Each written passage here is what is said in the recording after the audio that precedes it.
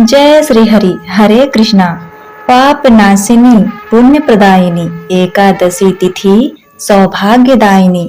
प्रिय दर्शकों, आज भाद्रपद माह की शुक्ल पक्ष की एकादशी तिथि है और आज महापुण्य फलदायी परिवर्तनी एकादशी व्रत है, जिसे डोरा ग्यारस जल झोलनी एकादशी भी कहते हैं। इस व्रत के प्रभाव से जातक के सभी जन्मों के पाप धुल जाते हैं और अंत में उसे बैकुंठ लोक में स्थान प्राप्त होता है। इस व्रत को करने तथा इस परम सुखदायी कथा को सुनने से मनुष्य की जन्मों की दरिद्रता नष्ट हो जाती है। मनुष्य इस लोक के सभी सुखों को भोगकर परम ब्रह्मा श्री हरि के धाम बैकुंठ की प्राप्ति होती है। अतः जो मनुष्य इस पाप नाशनी कथा को सुनता है, उसे भगवान विष्णु की विशेष कृपा प्राप्त होती है। तो आज मैं सुना रही हूँ परिवर्तनी एकादशी में सुनी जाने वाली बड़ी ही दुर्लभ कथा। तो इस कथा को बड़ी ही श्रद्धा और प्रसन्न चित्त मन से सुनिएगा। एक बार महाराज युधिष्ठिर ने भगवान श्री कृष्ण से कहा, हे मधुसूदन, इस भाद्रपद मास के शुक्ल पक्ष की एकादशी तिथि का क्या नाम है तथा इसका क्या महत्व है? कृपया करके आप इसके बारे में हमें बताएं। तब भगवान कृष्ण ने युधिष्ठिर से कहा कि हे राजन, आपने बहुत ही उचित प्रश्न किया है। इस भाद्रपद मास के शुक्ल पक्ष की एकादशी तिथि का नाम परिवर्तनी एकादशी है। जो भी व्यक्ति परिवर्तनी एकादशी के दिन उनके 52 स्वरूप का पूजा करता है, उसे तीनों लोगों की पूजा करने का फल मिलता है। इसे पुण्य, स्वर्ग और मोक्ष देने वाली तथा सब पापों का नाश करने वाली उत्तम 52 एकादशी महालय मैं तुम्हें कहता हूँ। तुम ध्यान पूर्वक सुनो। यह पद्मा परिवर्तनी एकादशी जयंती एकादशी भी कहलाती है। इसका यज्ञ करने से वाजपेय यज्ञ का फल मिलता है। पापियों के पाप नाश करने के लिए इससे बढ़कर कोई उपाय नहीं है। जो मनुष्य इस एकादशी के दिन 52 रूप की पूजा करता है, उसे तीनों लोक पूज्य होते हैं। अतः मोक्ष की इच्छा करने वाले मनुष्य इस व्रत को अवश्य करें। जो कमल नयन भगवान का कमल से पूजन करते हैं, वे अवश्य भगवान के समीप जाते हैं। जिसमें भाद्रपद शुक्ल एकादशी को व्रत और पूजन किया जाता है, उससे ब्रह्मा विष्णु समेत तीनों लोकों का पूजन किया। अतः हरिवारस अर्थात एकादशी का व्रत अवश्य करना चाहिए। इस दिन भगवान करवट लेते हैं, इसीलिए इसको परिवर्तनी एकादशी भी कहते हैं। भगवान के वचन सुनकर युधिष्ठिर बोले कि भगवान, मुझे अति संदेह हो रहा है कि आप किस प्रकार सोते हैं और किस प्रकार करवट लेते हैं तथा किस तरह से राजा बलि को बाधा और 52 रूप रखकर क्या क्या लीलाएं की।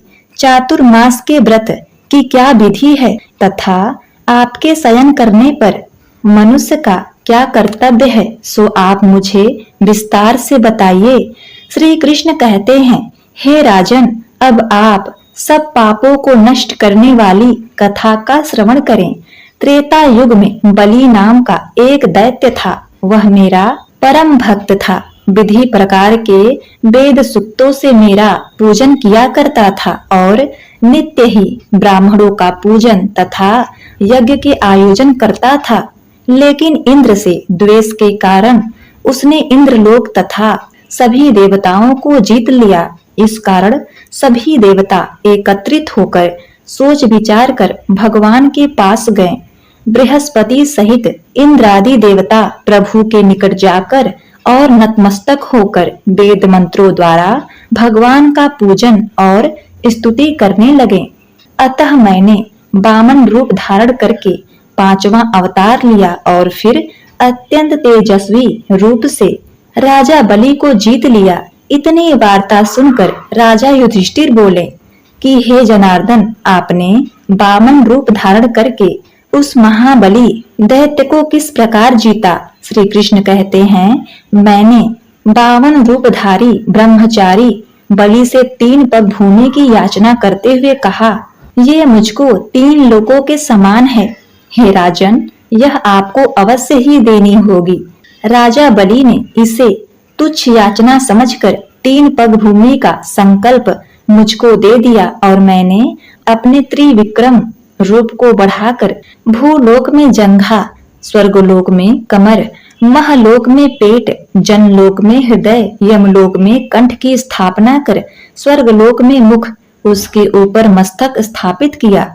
सूर्य, चंद्रमा आदि सब ग्रह, गण योग, नक्षत्र, इंद्रादि देवता और शेष आदि सब नागणियों ने विधि प्रकार से वेद सूक्तों से प्रार्थना की। तब मैंने राजा बलि का हाथ पकड़कर कहा कि हे राजन, एक पद से पृथ्वी, दूसरे से स्वर्गलोक पूर्ण हो गए, अब तीसरा पग कहाँ रखूं? तब राजा बलि ने अपना सिर झुका लिया और मैंने अपना पैर उसके मस्तक पर रख दिया, जिससे मेरा वह भक्त पाताल को चला गया। फिर उसकी विनती और नम्रता को देखकर मैंने कहा कि हे बलि, मैं सदैव तुम्हारे निकट ही रहूंगा।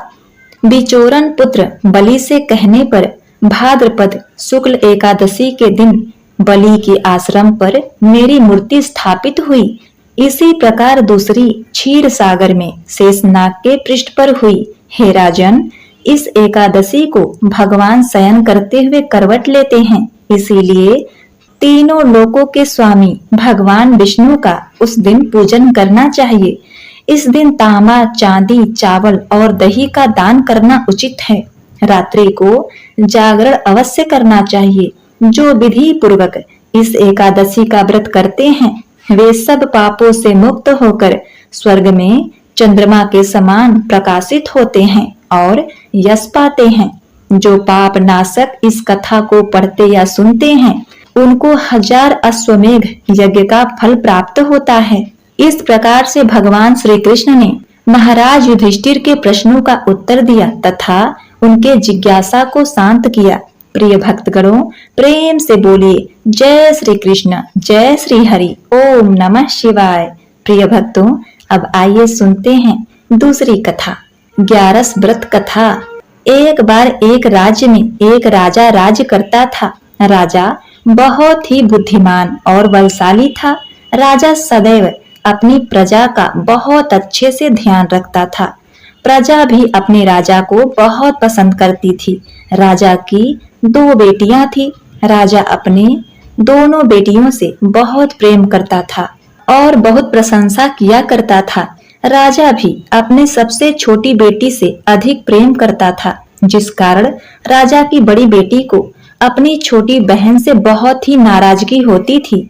राजा की छोटी बेटी जब बड़ी हो गई, तब एक पड़ोसी राज्य में रहने वाला राजकुमार राजा की बड़ी बेटी के लिए रिश्ता लेकर आया। लेकिन जैसे ही उस राजकुमार की नजर राजा की छोटी बेटी पर पड़ी, तो वह राजकुमार राजा की छोटी बेटी पर आसक्त हो गया और उस राजकुमार को उस राजकन्या से प्रेम हो गया। उस राजकुमार ने राजा की बड़ी बेटी के साथ विवाह करने से मना कर दिया और उसने राजा से कहा कि मैं आपकी छोटी बेटी से विवाह नहीं करना चाहता हूँ। जिसके बाद राजा की बड़ी बेटी यह देखकर अपनी छोटी बहन से बहुत ही क्रोधित हो गई। राजा की बड़ी बेटी ने अपनी छोटी बहन को अपना सबसे बड़ा दुश्मन मान लिया। राजा की बड़ी बेटी ने अपनी छोटी बहन से बदला लेने का निर्णय किया, जिसके लिए उसने अपनी छोटी बहन को जान से मारने की योजना बनाई। राजा की बड़ी बेटी ने अपनी छोटी बहन को मारने के लिए सबसे पहले एक लड्डू में जहर मिलाकर अपनी छोटी बहन को दे दिया और उसको लड्डू खाने के लिए कहा। लेकिन लड्डू खाने के बाद भी छोटी बहन को कुछ नहीं हुआ। बड़ी बहन यह देखकर बहुत आश्चर्यचकित हो गई, लेकिन बड़ी बहन ने हार नहीं मानी और उसने जब रात में छोटी बहन अपने कमरे में सो रही थी, तब एक मटके में सांप रखकर उसे कमरे में छोड़ दिया। लेकिन सांप भी छोटी बहन का कुछ नहीं कर पाया। जिसके बाद बड़ी बहन ने अपनी छोटी बहन से कहा कि चलो हम लोग कुएं से पानी भरकर लाते हैं, जिसके लिए वह अपनी छोटी बहन को पानी भरने के बहाने कुएं के पास ले गई और उसने अपनी छोटी बहन को कुएं में धक्का दे दिया। लेकिन छोटी बहन को तब भी कुछ नहीं हुआ, क्योंकि हर बार ग्यारस माता उसकी रक्षा करती थी और उधर बड़ी बहन अपने सारे प्रयासों के बाद असफल रही, जिससे वह बहुत क्रोधित हो जा रही थी। फिर उसने अपनी छोटी बहन के पास जाकर उससे खुद ही पूछा कि मेरी छोटी बहन, तुमको पता है भगवान ने सबकी मृत्यु एक निश्चित समय पर लिखी है और कैसे तुम्हारी मृत्यु होगी, क्या यह तुम जानती हो? तब छोटी बहन ने अपनी बड़ी बहन को बताया कि हाँ, मैं जानती हूँ मेरी मृत्यु कैसे होगी। छोटी बहन की यह बात सुनकर बड़ी बहन मन ही मन बहुत ही प्रसन्न होने लगी और उसने अपनी छोटी बहन से कहा कि तो मुझे अपनी मृत्यु का राज बताओ। छोटी बहन ने अपनी बड़ी बहन से कहा कि मेरी मृत्यु तो एक तोते में है, जो तोते के गले में एक हार है, उससे मेरी मृत्यु होगी। जब कोई भी व्यक्ति तोते को मारकर वह हार अपने गले में पहनेगा तो मैं मूर्छित हो जाऊंगी, और जैसे ही उस हार को अपने गले से उतारेगा तो मैं वापस से जीवित हो जाऊंगी। अपनी छोटी बहन की मृत्यु का राज जानकर बड़ी बहन बहुत खुश हो गई और उसने अपनी छोटी बहन को मारने के लिए उसके पालतू तोते को ढूंढना शुरू कर दिया। और छोटी बहन को इस बात का आभास हो गया कि कोई उसको जान से मारना चाहता है, जिसके लिए वह अपने पिताजी के पास गई और उसने अपने पिताजी से कहा कि पिताजी, मेरी मृत्यु के बाद आप मुझे जलाइएगा मत, बल्कि आप मुझे अपनी पुरानी हवेली में एक पलंग में लिटाकर छोड़ दीजिएगा।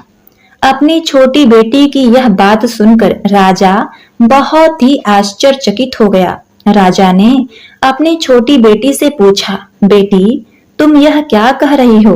तब राजा की छोटी बेटी ने बताया, पिताजी, समय किसी के लिए नहीं रुकता, कब क्या हो जाए किसी को कुछ भी पता नहीं है।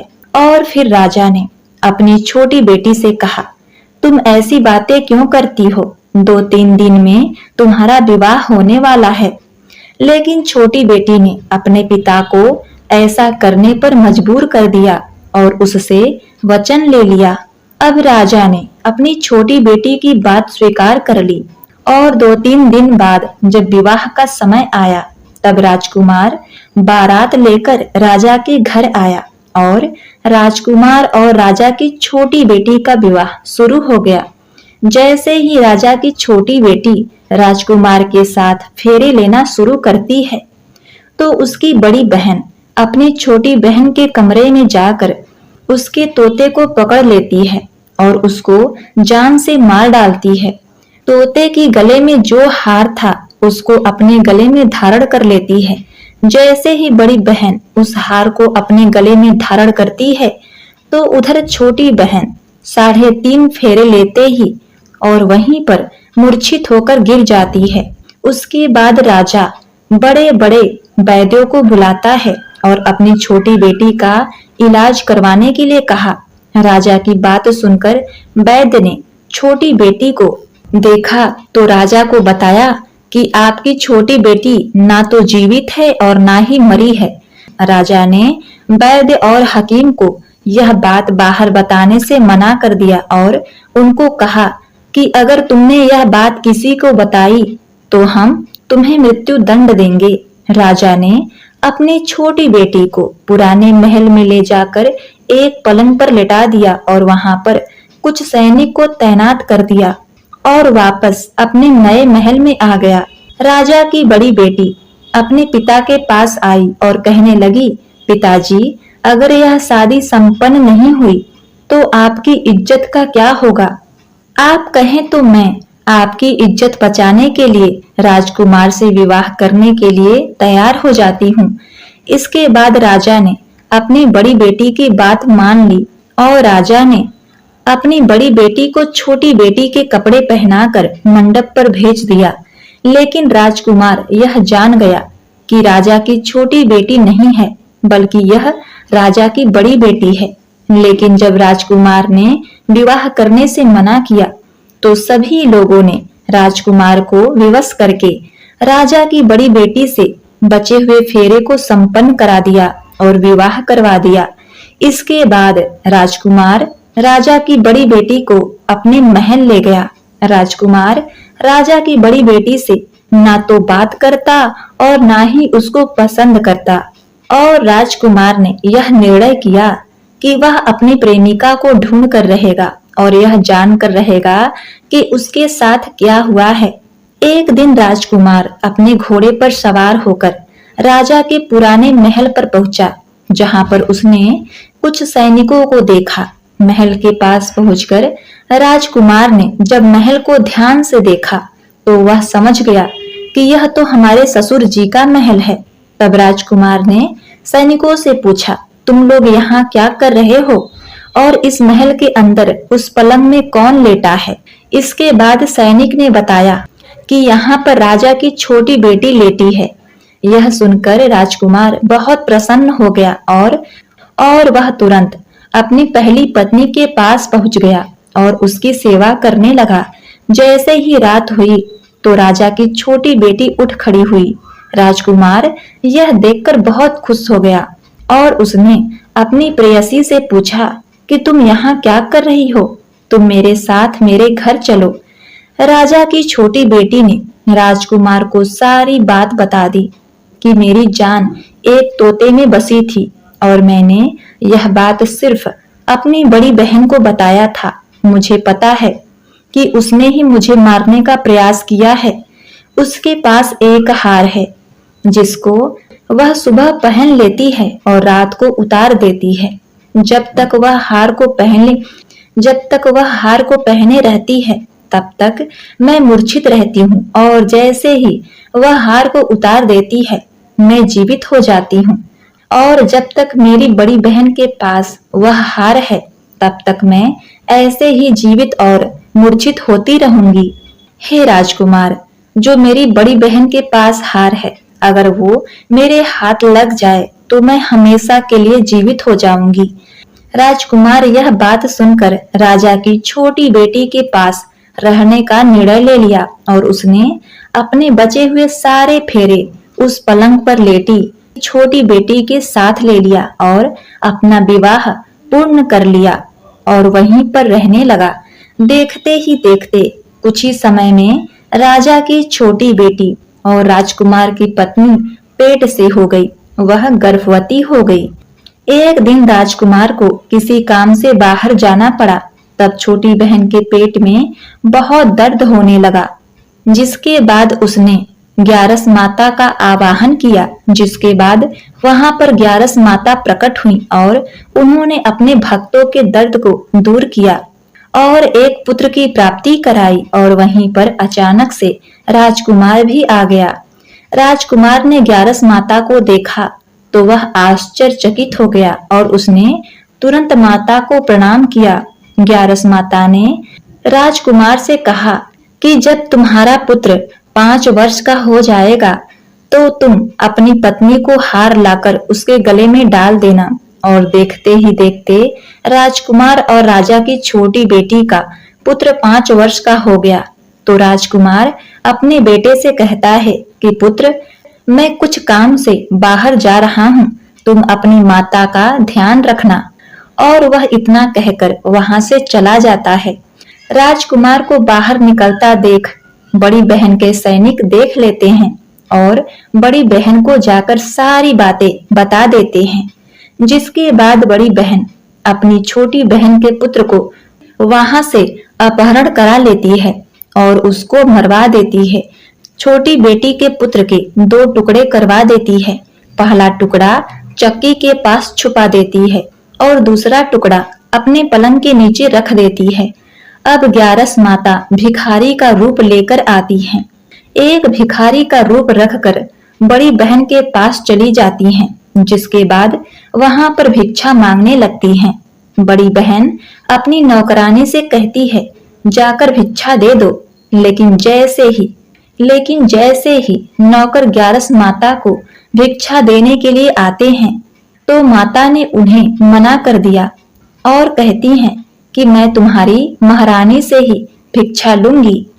इसके बाद बड़ी बहन स्वयं भिक्षा देने के लिए माता के पास आती है।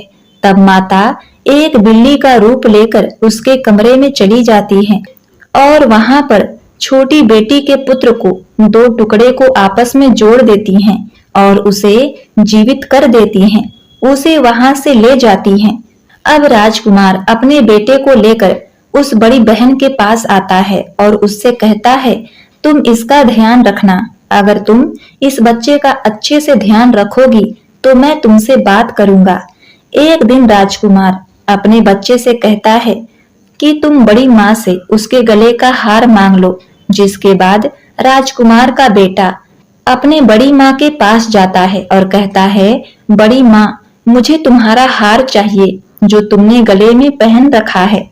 यह सुनकर पहले तो बड़ी बहन बहुत ही क्रोधित हुई, पर उसको यह बात याद आती है कि राजकुमार ने कहा था कि अगर मैं इस बच्चे का ध्यान अच्छे से रखूंगी तो वह मुझसे बात करेंगे, मुझे पत्नी के रूप में स्वीकार करेंगे। जिसके कारण वह हार को उस बच्चे को दे देती है और वह तुरंत हार को ले जाकर अपने पिताजी को दे देता है।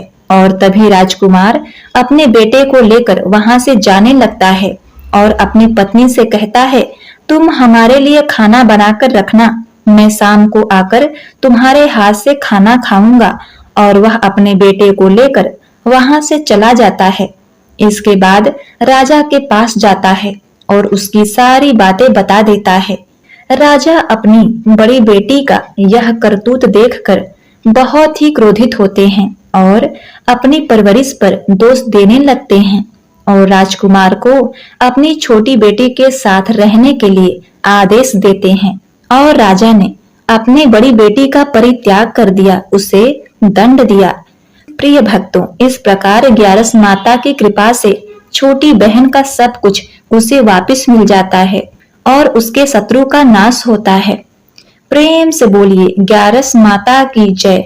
जय हो एकादशी माता। ओम नमः शिवाय। जय श्री हरि। प्रिय भक्तों, अब आइए सुनते हैं तीसरी कथा। प्रिय भक्तगणों, अब आइए सुनते हैं तुलसी माता की कथा, जो कि अति अनिवार्य है। कार्तिक माह में सभी स्त्रियां तुलसी माता को सींचने जाया करती थीं। कोई धन मांगती, कोई पुत्र मांगती और सब कोई सींचकर चली जाती। पर एक बूढ़ी मैया सवा पहर रात को उठती और सवा पहर दिन चढ़े तुलसी माता की पूजा करती। तुलसी माता को सींचकर कहती, हे तुलसी माता, सबकी दाता, मैं बिड़ला सींचूं तेरा, तू कर निस्तार मेरा।